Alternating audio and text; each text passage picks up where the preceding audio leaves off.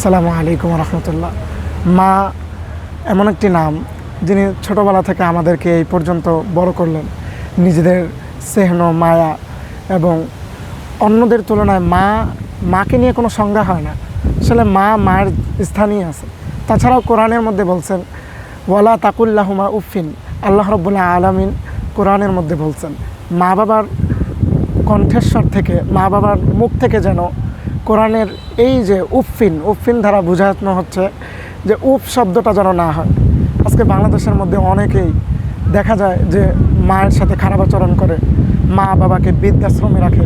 এটা খুবই দুঃখজনক, আমাদের জন্য খুব দুঃখজনক।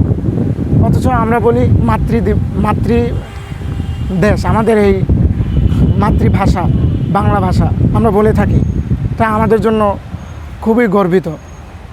আমাদের আম্মু আমাদেরকে এই পর্যন্ত বড় করলেন। আম্মুর তত্ত্বাবধানে আমরা এইখানে আসলাম।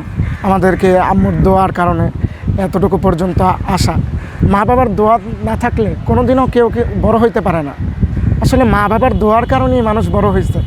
অলি কন, ভালো আলেম কন, ভালো মুফাসসির কন, সব মা বাবার দোয়ার কারণ ছাড়া কেউ বড় হইতে পারে না।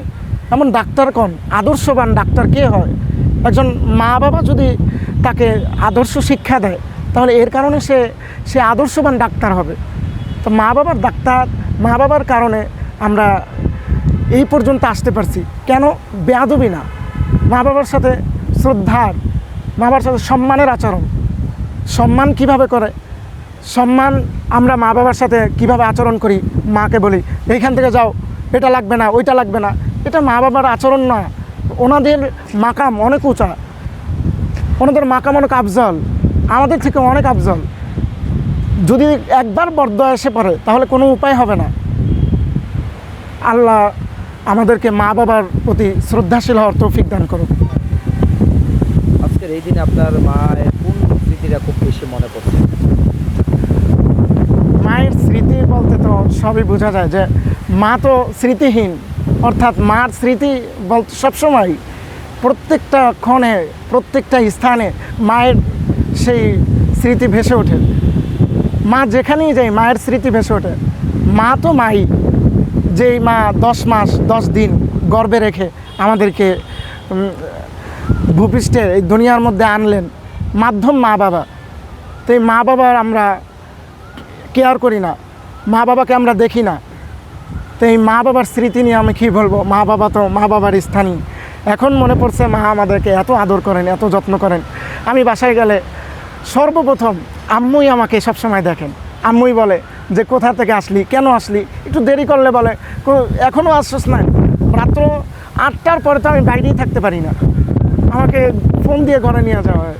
যাও বাসায় যাও, বাসায় আসো না কেন? এগুলো বলে। মার স্মৃতিও সীমাহীন।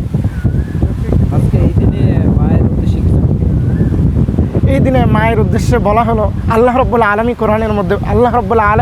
কোরআনের মধ্যেই বলছেন ওয়ালা তাকুল্লাহুমা উফিন। তাদের মুখ থেকে যেন কষ্টদায়ক কোনো বার্তা না আসে। আল্লাহ রাব্বুল আলামিন যেহেতু আমাদেরকে এই দুনিয়ার মধ্যে পাঠাইছেন, মাধ্যম কিন্তু মা বাবা। এই মা বাবাকে আমরা যদি নিজেদের সম্মানে না রাখি তাহলে কে সম্মান করবে বলেন? নিজের মা বাবাকে নিজেই তো সম্মান করতে হয়, আরেকজন কি সম্মান করবে? নিজে যদি ভালো আদর্শবান সন্তান হতে চান তাহলে মা বাবার সাথে ভালো আচরণ করা, এটা আপনার জন্য, আমার জন্য, সবার জন্য এটা বিশেষ একটা গুণ প্রকাশ পায় না।